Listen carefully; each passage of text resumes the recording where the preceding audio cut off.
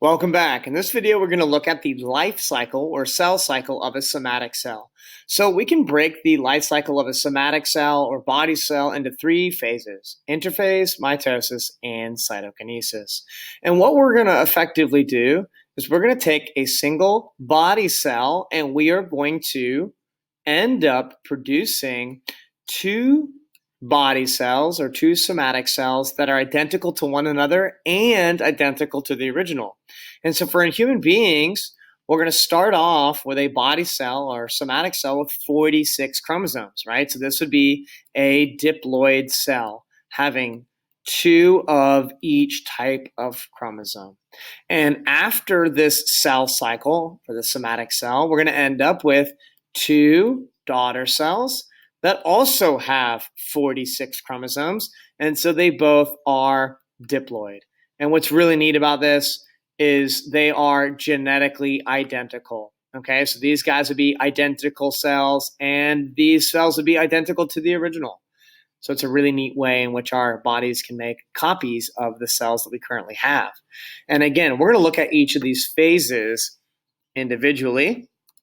So let's start with interphase. What happens during interphase? Well, interphase is kind of like the initial phase, if you will, where the cell is going to be busy growing and synthesizing new things and eventually getting around to making a copy of all the chromosomes. 80 to 90% of a cell's life is spent in interphase. So majority of a cell's existence is spent growing and synthesizing proteins, making copies of chromosomes, and getting ready to undergo some form of cell division. And we can break interphase down into three smaller phases. During G1, the cell grows and makes new organelles and proteins, right? So the cell's getting larger and the cell's just getting ready for the big show. The S phase is when the chromatin or the loose DNA begins to coil up and get copied slowly and eventually becoming chromatids and then eventually putting together the chromosomes, right? So the S phase is where DNA is synthesized through a process known as DNA replication. And the G2 phase is like a second round of growth. It's like, okay, we made the cell larger. We've got all the organelles we need. We've made some proteins. We've copied our DNA during the S phase. Now we need to get ready for the cell to divide.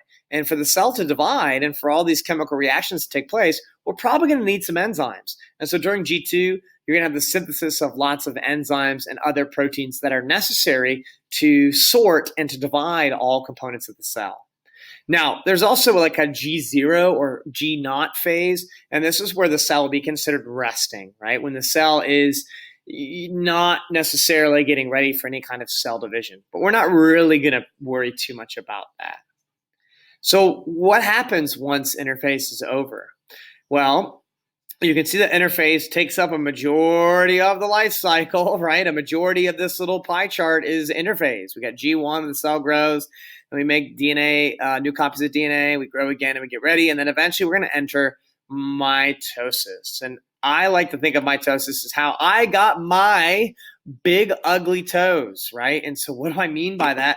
Mitosis is all about body cells.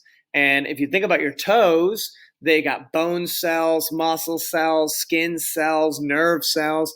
And as your toes grew over the course of your life, those skin cells and muscle cells and bone cells were undergoing mitotic division. So mitosis is a type of cell division that results in two daughter cells, each having the exact number and kind of chromosomes as the parent cell. So it's kind of like cell cloning, right? And so the skin cells, the muscle cells, and bone cells in my toes, as they got larger and longer, right, those skin cells and bone cells were making copies of themselves so that my toe could get bigger.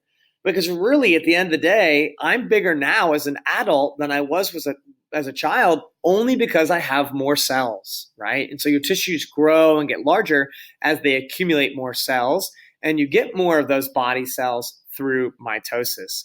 And you can see that mitosis involves the division of the nucleus, right? And so here we started out with our chromosomes, and then during interphase, we made copies of them. That was maybe the one I got from my dad, the one I got from my mom, so we make an identical copy of them.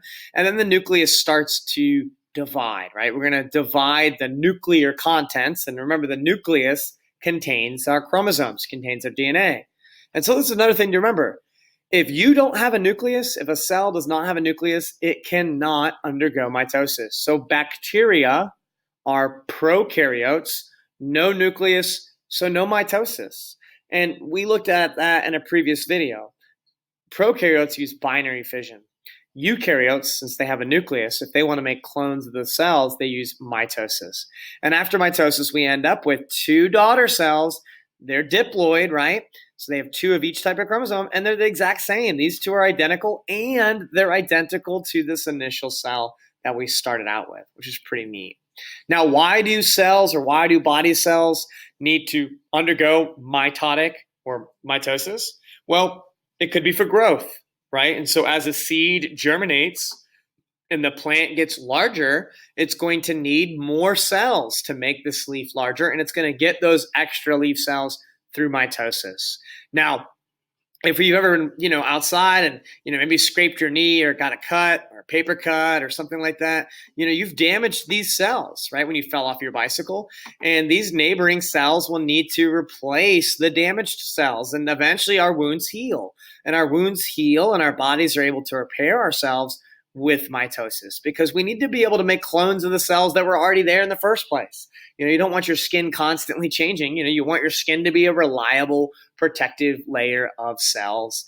And then also asexual reproduction. Some organisms can make cloned copies of themselves, and it's a form of reproduction. So plants can do this, right? You can take small cuttings off of a plant and put it in water. It'll eventually grow roots, and you can plant it in the soil, and you'd have a whole new plant. Well, that is accomplished through mitosis. And then this is pretty neat. Some echinoderms or sea stars, if a piece of their body gets broken off, those cells will simply make more copies of themselves. And from one starfish, you end up with two starfish.